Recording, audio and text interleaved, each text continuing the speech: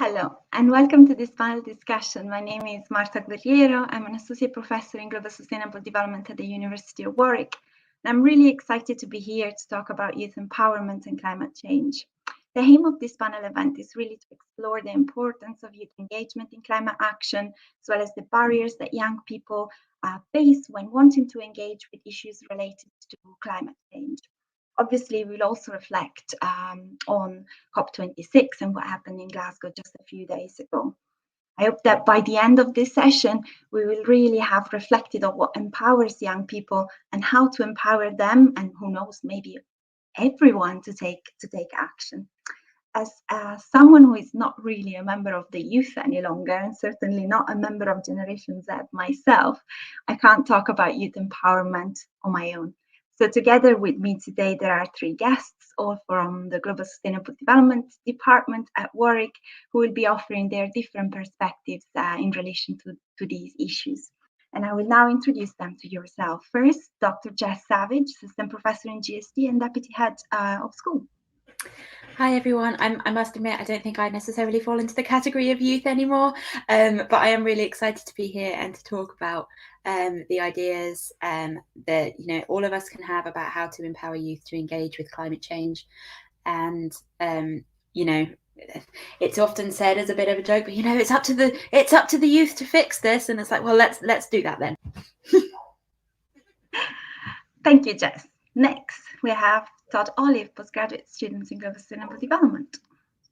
Hi everyone, I've already been ably introduced there. My name's Todd, postgraduate student in GSD. I'm president of an event called the Warwick Climate Negotiating Forum by Warwick students for Warwick students, which I'll be talking about a little bit later. I'm here to provide both a perspective on that event and perhaps a bit of a counterpoint to the idea of youth as a silver bullet for climate change, but I'm sure we'll talk all about that a little bit later on. Thank you, Todd. And finally, Shimon Michalczyk, I hope I pronounced that correctly. He's an undergraduate student in global sustainable development.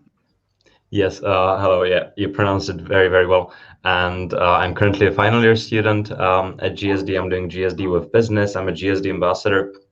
And also I'm the founder of Plan for a Planet in the Czech Republic, which is an international organization which has started in my home country. And I'm going to talk to you a bit more about that later, and how my experience as a youth ambassador and youth activist has been so far, and also what my experience was over at COP26 in Glasgow. Thank you. So for everyone who is watching, this will be a rather informal panel discussion, so do feel free to type in any comments you might have and engage with our conversation. We'll be talking about these issues together, and why not? Let's start with a question for you. Feel free to type in any comments. Why do you think it is important to talk about youth empowerment in climate action, and how valued do you feel young people are in relation to climate change? Just the question. Feel free to type in your responses, and we'll try and pick on them as we go along in this hour. Okay, can we move to the next slide? So I'll start with a little bit of an introduction, and then we'll have a few questions. But do feel free to answer that question. Okay, so young people are a large share of the world's population. Of course, youth voices are vital in addressing climate change. When we talk about youth and climate change, we can't really not talk about Fridays for Future. Millions of young people taking to streets, climate strikes, really invite governments to take meaningful political action really to address climate change. Growing movement, for sure, particularly important because it really demonstrates that young people are increasingly engaged with climate activism. They care about climate change, and they take to the streets because they feel that the adults don't really act about it. And when we talk about youth activists, we talk about their claims are that they are the future generation.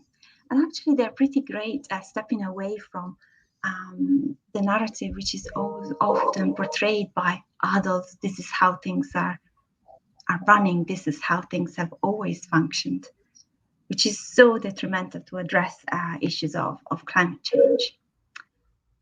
Can we move to the next slide, please? So when we look about youth, the youth really care about climate change. These are results of a survey that really looks at the fact that younger adults tend to be more concerned than older counterparts about climate change and about the fact that climate change might harm them. Young adults are also more likely than other adults in several countries in the world to be willing to make changes to their lifestyle. So clearly, young people care about climate change. Thank you, Catherine, for writing an answer. Children and young people should have valued voices. We will get there for sure. They're mostly affected by environmental issues. And in fact, if we move on to the next slide, we will get there exactly. Fundamental issue with climate change is often perceived as very distant. Distant in time, the effect will be very, very far away. And distant in space, the effect won't really affect us. They will affect islands in the Caribbean or in the Pacific, really far from us. However, young people feel pretty close to climate change and the impact. And as Catherine said, they are mostly affected by environmental issues. They will be alive, of course, when most of the detrimental impact of climate change, when we will see most of the detrimental impacts of climate change. If we think about our climate targets and carbon emission targets, 2030, 2050, really young people will still be very young in 2030 and in 2050. And they are going to live through the effects of climate change, whether they want it or not. This chart just represents a study that was conducted by UNICEF, where basically highlights how young people are major stakeholders when we think about the impacts of climate change. It looks at the different vulnerabilities and risks that young people might be experiencing, and pretty much almost every child on Earth will be exposed to at least one possible environmental hazard, environmental shock, or environmental stress. And then obviously some of them, around 80 million children, will be exposed to 6 of these hazards. So clearly, young people and children will suffer from climate change. Not to forget that the majority of young people also live in countries that will be severely affected by climate change because of demographic structure of different countries. However, and we can move on to the next slide, the youth are often underrepresented in policies and policy discussion, and they therefore feel often disempowered and unable to really directly influence decision making. But enough of me talking.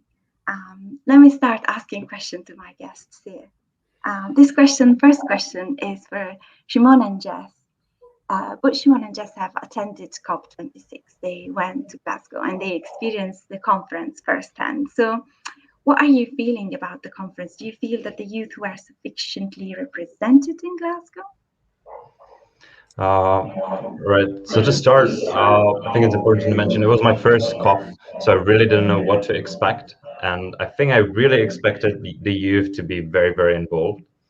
And I was very surprised that the whole week that I was there, I did not feel that involved. I don't know how much was it impacted by all the COVID restrictions, but the reality that I experienced was that actually all the decision makers were locked away in a completely separate room, a separate area of the conference. And all the people that they actually need to talk to, were in a different area, including myself and all the observers and all the NGOs. And, the majority of the youth were there with the NGOs and intergovernmental organizations that just didn't get any access to the people that actually make the changes, that make the strategies, that make that set the targets. So I think I was very, very disappointed by that lack of interaction. And I think it should be a standard that we at least get to contact those people indirectly and be able to set meetings with them. But actually, even that was not possible. I think we struggled a lot for the first few days to even find out. For example, for me, I wanted to find out, who's there from my country making the decisions. I wasn't able to find out who's there as part of the delegation of the Czech Republic. I didn't get to find out what media are there that I could talk to. And it's very, very funny because on Friday, so 5 days that I was in, I finally managed to reach a journalist. And I told him, hey, finally I got to someone, and it was over the phone. I said, please, let's meet. We've got a very exciting story with our organization. I want to tell it to you. And he said, that's a pity because I've just left. We've only been there for the first few important days.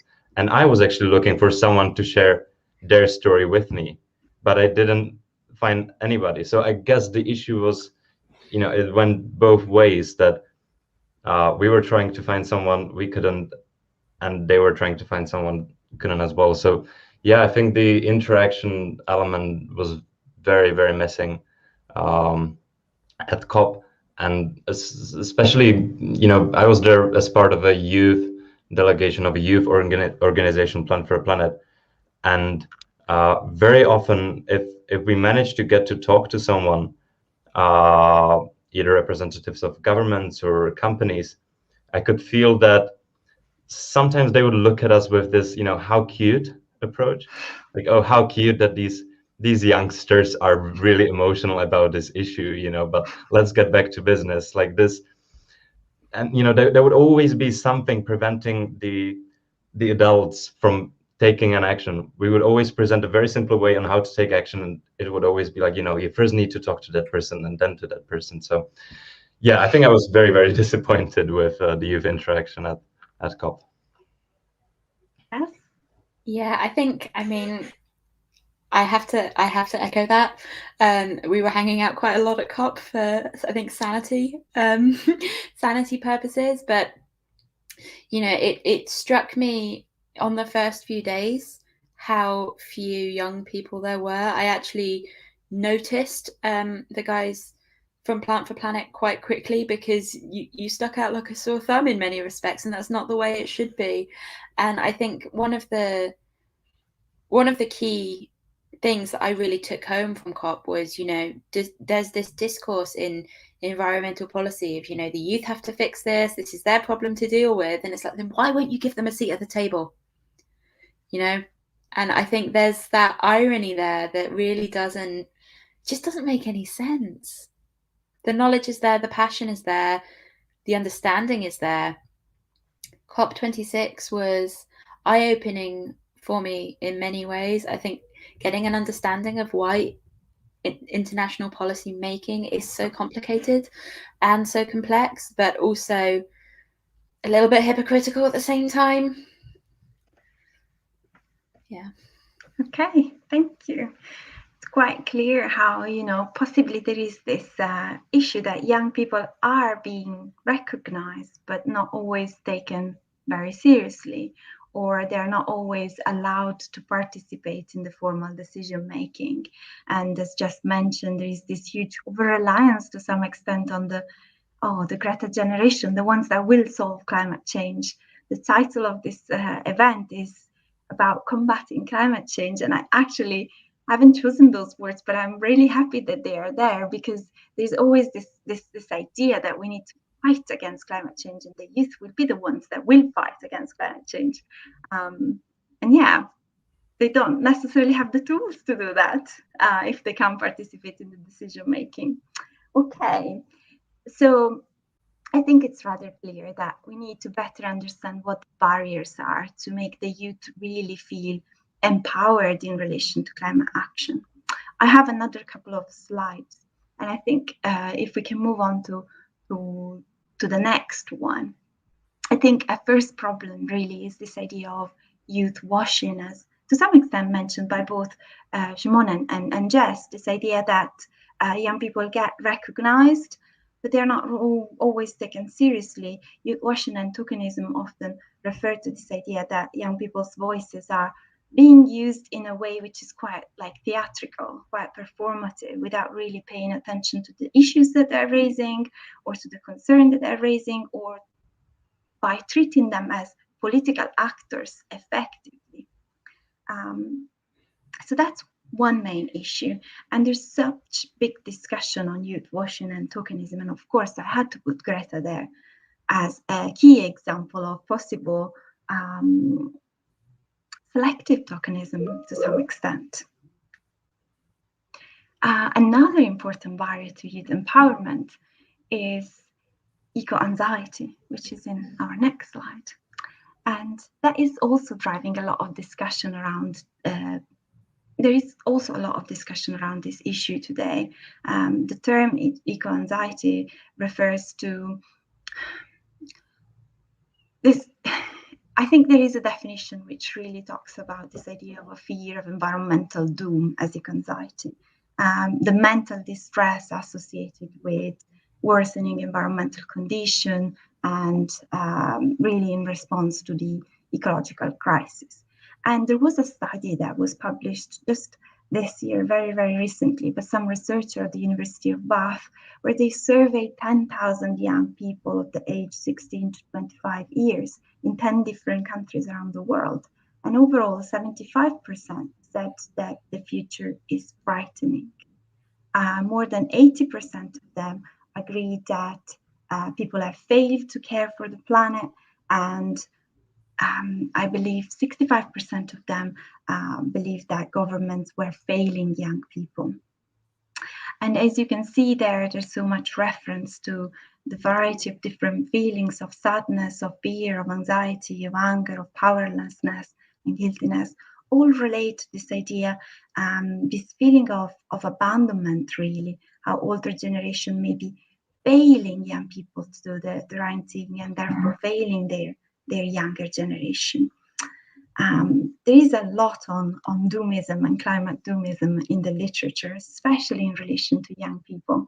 And this is probably the worst way to make young people feel empowered.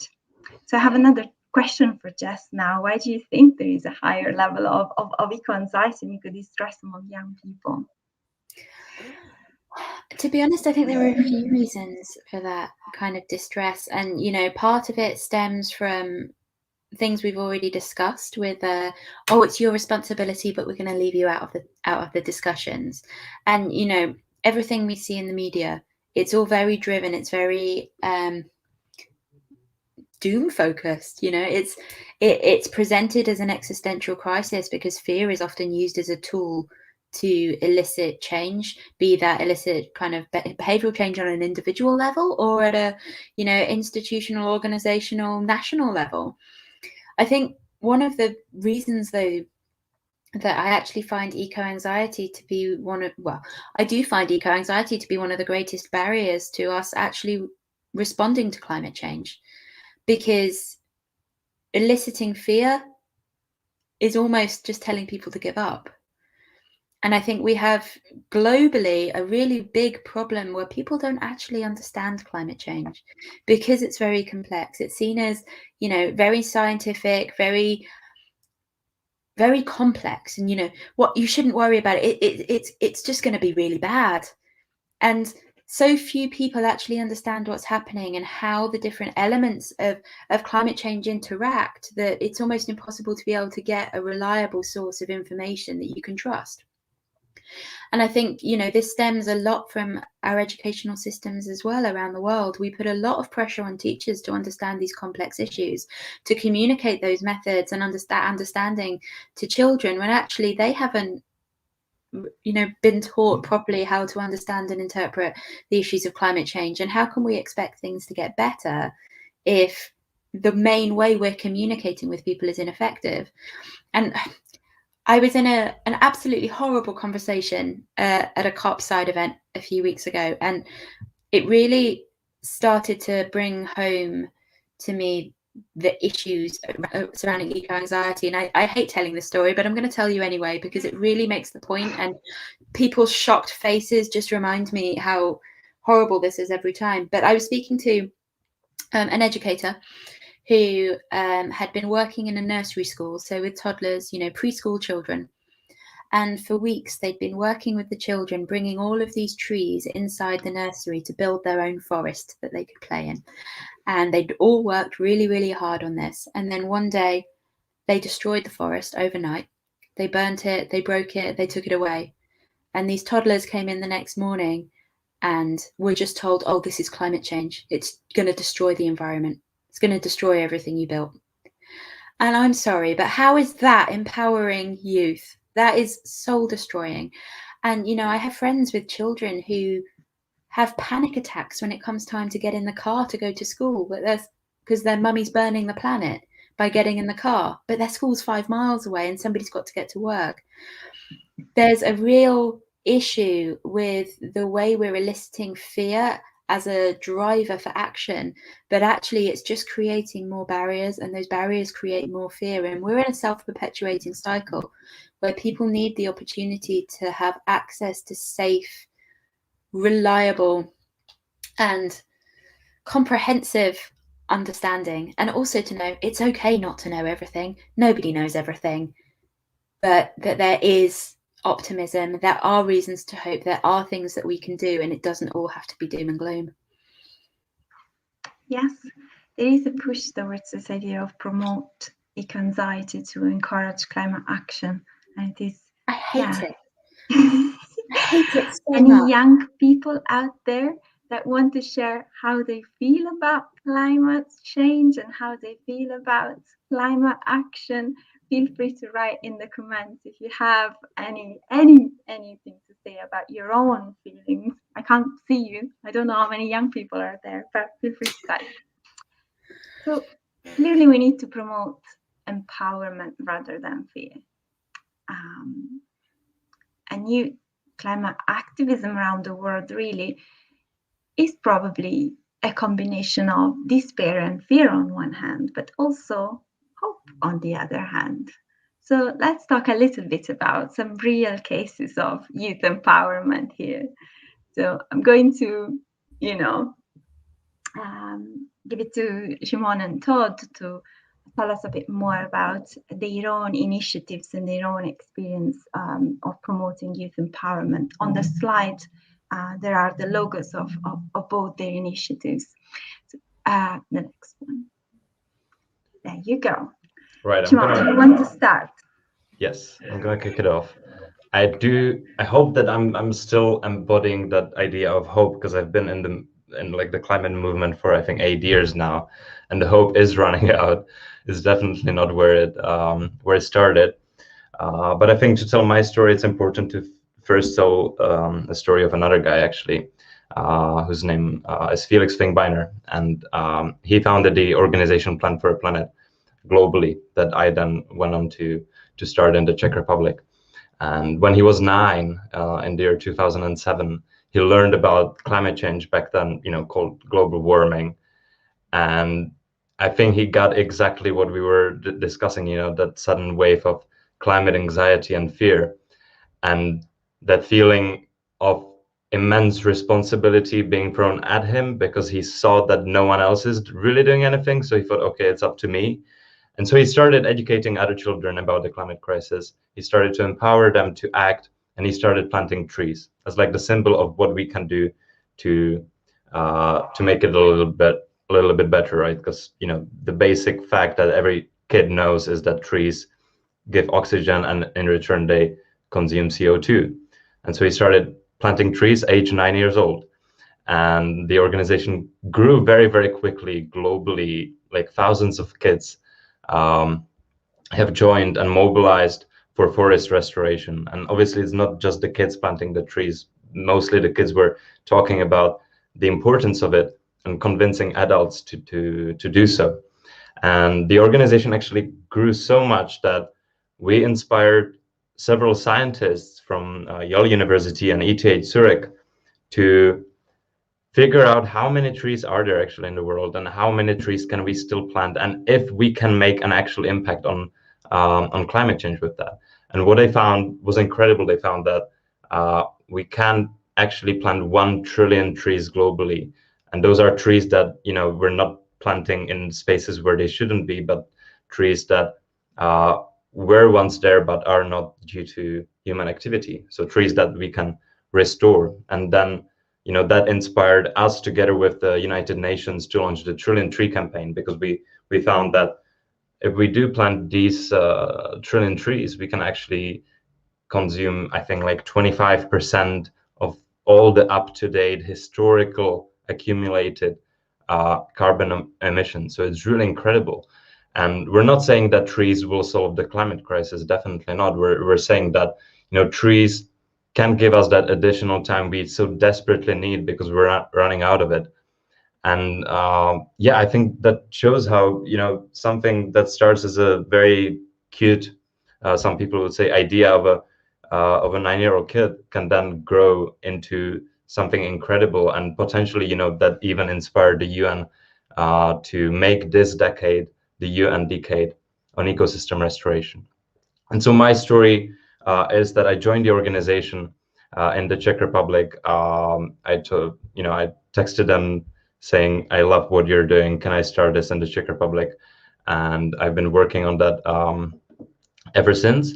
And I think what my experience was so far is that really there, you know, it is very hard to be as a young person in the climate movement for so long, because what our role should be, in my opinion, is that we only, you know, we talk, we inspire, but then we need the adults, we need the companies, we need the big organizations, those who actually have the power to do the things that are needed to make the change. But I feel like very often we're sort of expected to do all of it, and obviously that's, you know, that's very, very hard. And the change that we are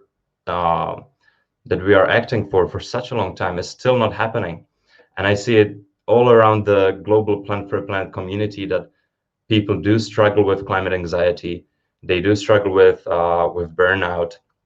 I think in order to be involved in this movement long term, it's almost essential to like truly disconnect yourself from the cause on an emotional level, so that you're not affected by it that much. But then, you know, if you disconnect yourself on an emotional level, then you lose that one thing that was pushing you forward, right? So it's this dilemma of being in the movement for too long. And yeah, it's difficult, but nevertheless, what's I think the hopeful aspect of it is that more and more young kids are still joining the organization. So there still is that driver of hope. There still is that voice that is optimistic and hopeful.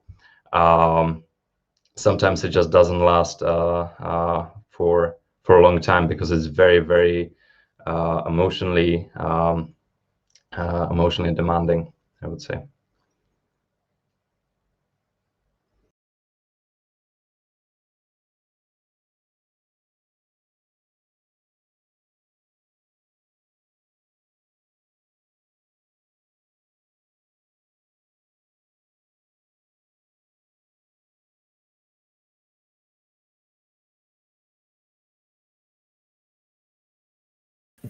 Todd, you're muted. And I came Oh no. It's happened. Somebody had to do it, I suppose. It's an online event. So a question from Beth that I think she's possibly reposted in the comments there for anyone who can't see. There it is up on the screen. How can young people get the attention of those in power, particularly of those who don't care? A complex question, not one I'm sure any of us on the panel tonight necessarily have a straight answer to. One thing I would say is that young people and others have been trying. I think we're getting there slowly. I believe the Climate Action Tracker thinks that in an optimistic scenario, we're maybe on course for 1.8 degrees of global warming by 2100 now, maybe 2.1 in a more realistic assessment. So I think we're getting there. There's some evidence came out only yesterday, I think, from an Ipsos Mori poll that suggested that kind of conventional divides along lines of wealth, of political affiliations, of age, are beginning to break down. So it's kind of suggesting that the entire electorate is on board. So I think to some extent that will translate into what we see in politics. Obviously, that's coming only from a UK perspective there. But I suspect, I hope, and I'm sure others on the panel would probably agree with me that we'll see that continuing to evolve on the global stage. Whether it will happen fast enough, of course, is perhaps a different question. Anyway, so on to what I've actually been asked to talk about, and that's the role of the event I mentioned earlier, WCNF, the Warwick Climate Negotiating Forum, in exploring this idea of I guess you call it awareness raising. So WCNF comes from the idea that in order to understand how to improve what we're doing or not doing about the global challenge of climate change, then we need to understand what the obstacles to doing better are. So WCNF is therefore at heart. It was interesting that Jess said earlier, I believe you used the phrase, young people don't have a seat at the table. So WCNF's mission, more or less, is to take the table and give it to young people and see what happens. To unpack that a little, translate the metaphor, WCNF is a simulation of the Conference of Parties negotiation process. It's run largely by students at the University of Warwick, for University of Warwick students. And the essential idea is we ask student delegates to take on the role of negotiators for one of a number of nations. This year was 20. And we asked them to come up with a set of strategic and detailed targets and commitments on the climate crisis. So we asked them about emissions reductions, where they're going to get power from, how much deforestation they're going to do, all kinds of policy questions, from the very generic kind of high level economy-wide targets all the way down to the very nitty-gritty of how we actually achieve emissions reductions. And we also asked them to look at things like climate justice, climate finance, connections to biodiversity, so kind of specific critical contemporary themes for the climate crisis that go beyond just the idea of decarbonisation. And we asked them to come up with both their own commitments and to negotiate with the other 19 delegations to come up with kind of a set of global commitments. And the idea there is two things. One, it's we're looking to raise some awareness of the scale of the challenge that's actually facing the global geopolitical community in trying to deal with the climate crisis. And I'll illustrate that a little bit more in the next question that I know is coming down the line. And two, it's about demonstrating the intractability, the complexity of the obstacles that sit in the global geopolitical arena between us and achieving meaningful climate action. So there we go. That's WCNF. Thank you, Shimon, and thank you, Todd. I mean, I hope we'll get to answer Beth's question about how to get everyone involved by the end of this. Wait for 10 more minutes, hopefully.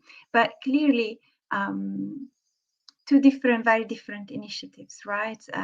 Climate activism initiative and youth engagement at completely different level, at the level of raising awareness and learning, but both quite interesting initiatives because entirely youth-led. There's plenty of universities that have attempted simulations, for example, like the one that Todd and his team did, but they were very much staff-led. They were academics trying to, get students to simulate and negotiate. Both these initiatives are very much youth-led and therefore very, very interesting. Ellie is saying youth-led movements can be inspiring and incredible, but is there more that institutions such as University of Warwick can do to empower young people and take some weight off their shoulders? I think so. And I think on one hand, we definitely need to to support the youth and support the youth initiative. I happen to know Ali, who asked this question, and she is actually another example of a fantastic youth initiative, which I hope did get some support from the university. But it's always very tricky, but an important and fundamental really message that we want to, convey really today is the fact that climate change is such a complex issue that we cannot just rely on the youth. It's such a complex challenge that we cannot consider the youth to be the silver bullet, but the youth need to work with everyone else involved. We talk about climate change as one of the biggest challenges of our time, what we call a wicked problem, a problem of huge complexity, but at the scientific level, at the economic and political level, which has huge equity and justice issues. So we cannot just rely on the youth. We need the youth to get involved with the rest of the civil society and so many other groups of the civil society, and we need coordination at so many different levels. I don't know whether others want to answer these questions from Beth and from Ali. I mean, I think going off what you've just said, Marta, there's a really key point that I think often gets missed out. It's not a case of it's the youth's responsibility to fix it. It's not a case of, how we engage in that way. But I think at the moment there's a lack of recognition of the fact that in an entirely different way, youth are going to be the ones taking over. So, the climate crisis is going to hopefully stretch out a little bit longer than, impending doom anytime immediately soon. And at the moment, we're almost looking at this as in two camps. We have youth engagement over here and actual meaningful youth being driven in change over here. But at the moment, to me, the solution is engage youth now, train them now, get them understanding, how global geopolitical systems work, bring them to the table, train them in situ, and then they'll be ready to hit the ground running when it's their turn. We treat this like it's two separate, disparate time periods, but actually it's one continuum, and we're all on the same continuum. So I think there needs to be a better way to blend youth into existing political structures, almost like an internship in a weird sort of way. I mean, building on that a bit. Sorry, Marta. Sorry. No, go ahead, Todd. I was just going to perhaps broaden the field a little bit and point out that actually climate change isn't the only global challenge that we've got coming down the pipeline. Sorry, folks, if you're looking for some good news, climate change is just the first one. So there's a wider, I think, kind of systemic challenge here that's to do with integrating the youth community and the scientific community and all kinds of new perspectives on what we should be doing now to tackle challenges that are going to be around for a very, very long time. That's all I wanted to add. Yes, I think, to be honest, young people have already done quite a lot, and that's why I started with the climate strikes as well, because climate change used to be, not long ago, just a couple of decades ago, probably, discussion around climate change was very radical. It was just a few were talking about climate change as a fundamental issue. And definitely the role that young people have played in making this an issue that is relevant to everyone, I think has been already pretty huge. Part of it was because, there's always this, the politics are also always so short-termist and they don't really think about the long-term distance. Part of it is because there has always been an age gap and an age difference between the conversation between, the younger people and the older people. But at the same time, I would say that they have already played a huge role so far. The problem is, like Jess says, now, how do we move forward and work together as a unique group and not two separate groups with different interests? So, Todd, how easy was it to reach negotiation outcomes. What did students achieve in terms of your simulation? Did they get very different outcomes compared to the ones that our politicians got at COP? So in a slightly stunning coincidence, actually, the straightforward answer to that question is no. So we gave, as part of WCNF, we give all delegates kind of a briefing pack, a rundown on what their country's resources are, where their energy comes from, how their food systems work, what their governing politics is like, all of the kind of factors that are or that we see as relevant to determining what a country's position on how much to decarbonize and how to decarbonize and how fast is. And it was fascinating seeing the results evolve over the course of the weekend. This was immediately prior to COP, so we had I think probably quite high expectations that what was to follow over the next fortnight might just about beat what we might be looking to achieve over the weekend. But at the end of the day, both COP26 itself and WCNF came out with an expected global temperature increase by 2100 of 2.1 degrees on high-level policy commitments. So despite having a conference centre full of engaged, active, passionate, knowledgeable young people for whom this is their future on the line, the best that they could achieve within the constraints that we'd given them, in that they had to represent the countries they were there to represent, was exactly the same as global leaders could come up with at the actual kind of global climate simulation.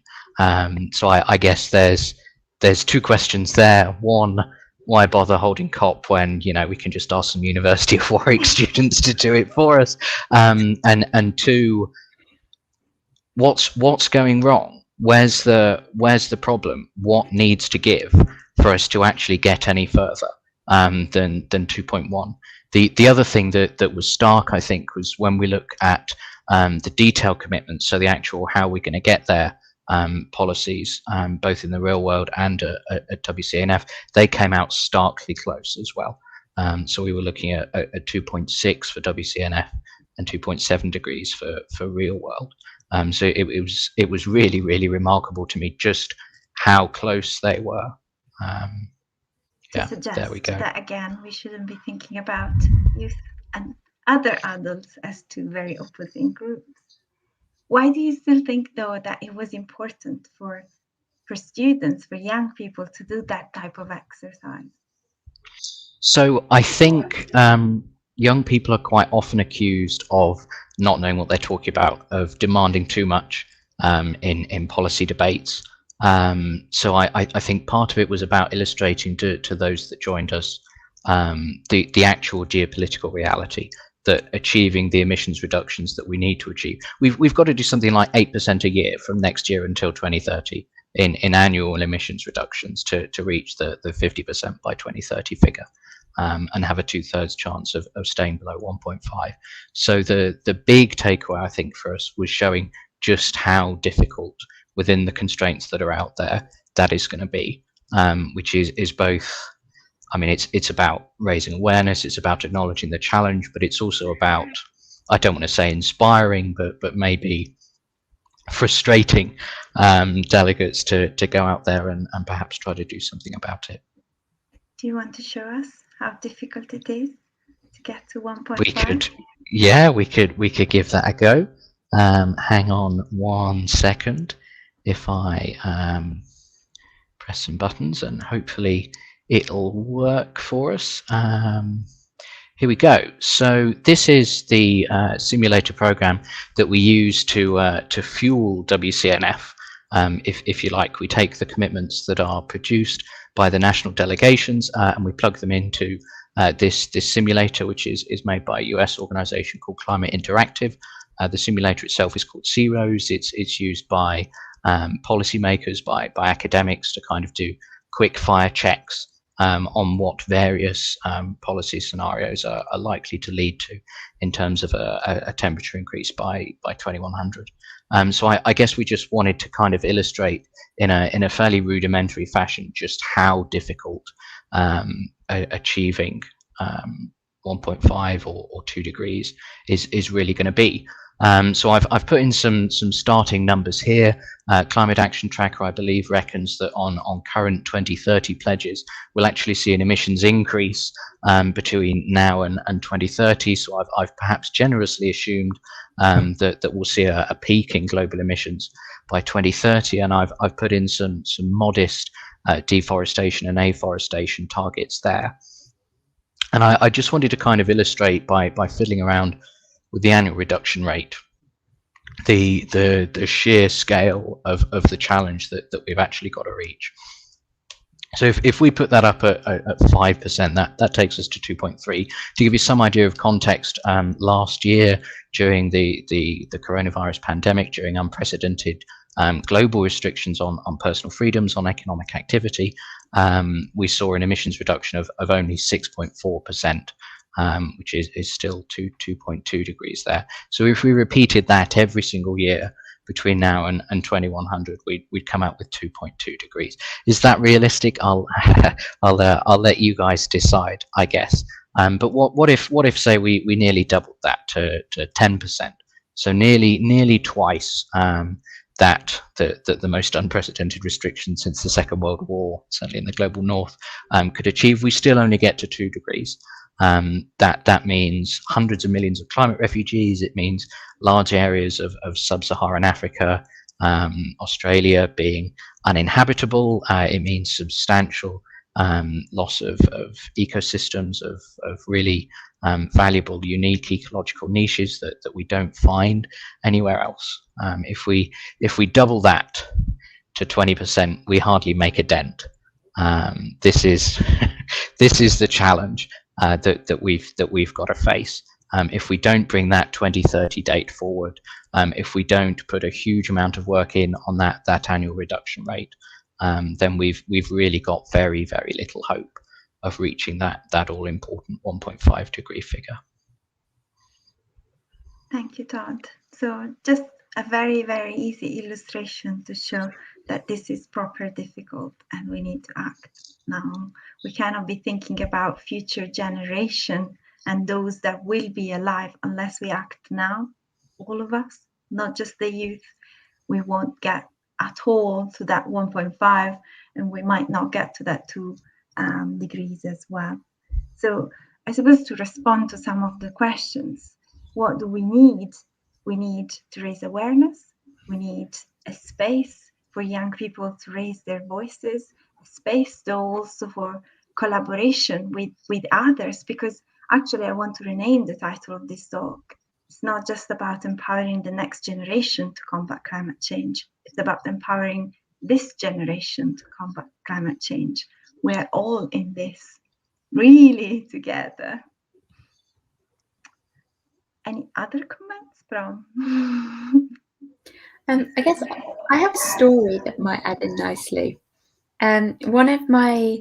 I feel like it will line in nicely with why perhaps WCNF and COP26 found, making these targets quite so difficult. We can see from the modeling software the kind of scale of issue that, the scale of change we need to make. But after being at COP for a few days, and I think quite a lot of people felt like this, we didn't really know what was going on. And why, I was kind of expecting there to be these big announcements every day about all of these new commitments. And then I happened to be speaking to a member of the Canadian delegation one day, and he just explained to me that COP negotiations are like trying to order pizza for a big party. And the chair of any negotiation session is responsible for calling in this pizza order, and everybody is yelling at him about what toppings they want.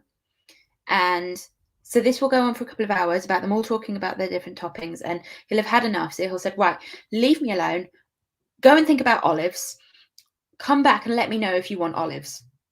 So they'll all scurry off and they'll talk about, the pros and cons of olives. And at some point in the break, somebody will sneak up to him and be like, but what about mushrooms? So then everybody comes back into the next stage of negotiation going, oh, olives, oh, olives. And then all of a sudden they're talking about mushrooms. So, I mean, it was a bit farcical, not going to lie, but actually it starts to really open up this conversation where we don't translate the way international policy works in the world in a way that people can understand. So if it's all about pizza and it's all about ingredients and it's all about agreeing on toppings, we're not going to get anywhere.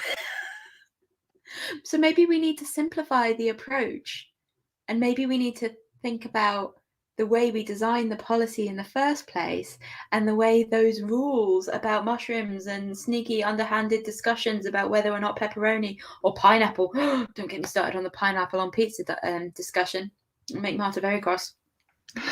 But you know, we need to think of a new way of doing this. The current way isn't working.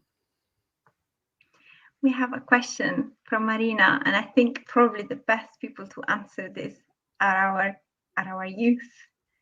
Looking ahead to COP27, are you optimistic about the youth being more involved, perhaps in response to the reaction to COP26? And what would you like youth involvement to look like? Shimon, do you want to start? Yeah, actually, yeah, I'm very optimistic about that, because I think with none of the previous COPs was, you know, the youth involvement such a big topic, right? And like the greatest response to this year's COP was about the youth and how they were not involved. So I cannot imagine any organizer of such a conference with a, you know, the same state of mind being like, let's repeat what we did last year. Especially taking into account the fact that I feel like the youth movement is getting angrier and angrier, right?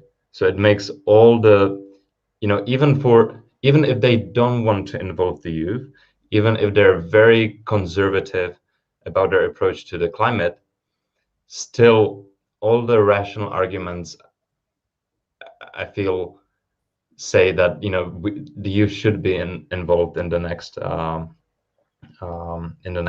And in terms of how that involvement would look like, I mean, I guess it's, you know, it's hard to imagine like large numbers of youth being let into the room with the presidents and the prime ministers, right? But I think it would be very, very sufficient just to provide some limited space where representatives of like the biggest organizations and movements can talk to their country leaders and can talk to the media, and most importantly, you know, present their outlook before all the decisions are made. I think that's very important that it happens at the very, very beginning, so that it then inspires the rest of the conference. Todd? I mean, I must confess to being substantially less optimistic about the likelihood of youth being more involved. I think if it hasn't happened this year, after having made such a big deal about the role of and the importance of youth, then to be honest, I'd be skeptical of it ever happening. As for what it could look like, I think Simon's kind of alluded to it in his answer just now. I think it needs to be well above and beyond just what happens at COP27. I think at the Conference of Parties negotiations themselves, there's almost certainly too much of a focus on the procedures, on agreeing the rule books, and making the backroom deals for the youth to ever be really meaningfully involved at that kind of high level. So I think the priority, or one of the priorities for the UK presidency over the next 12 months, if it wants to have a successful legacy, is to try and build a platform for engaging the youth before COP27, for meaningfully and substantially platforming and amplifying the voices of the youth, particularly of more underrepresented youth from the global south, who don't have the voice that people like Simon and myself are fortunate to have sitting on this panel. So that would be my thought. There you go, fear and hope in the same answer. Maybe just to add on to that, you mentioned, a platform that should be created for the young people. And if I'm not mistaken, for several years now, before every COP, there is a COI, right? A Conference of Youth being organized. So it's already there. You just need to, the people need to take it and make it a bit bigger, make it perhaps not happen before COP, but integrated with COP. Why should it be separate? Who had that initial idea of involving youth in a way that is, a separate conference? The way I feel about it is, clearly there's, again, this idea of let the cute children play and discuss while the adults are doing the serious stuff, right? No, it should be integrated. I'm going to start a petition for a youth pavilion at the next COP. And, Australia gave out loads of free coffee. Big love for Australia at COP. That was very necessary. It didn't offset their commitments, but it made me like them a bit more despite them. But, youth should have their own pavilion, I think, and there should be popcorn and optimism. Excellent.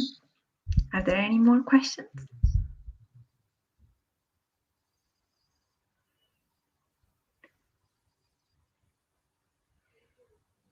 Okay, so I think that probably our message came across.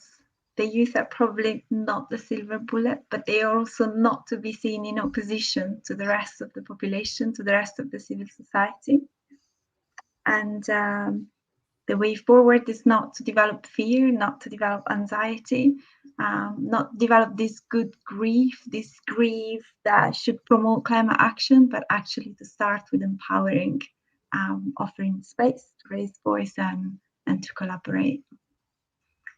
Thank you very much for your attention, and thanks very much to our guests here. Todd, Shimon, Jess, a big thank you to you, and a big thank you to those of you watching. Bye.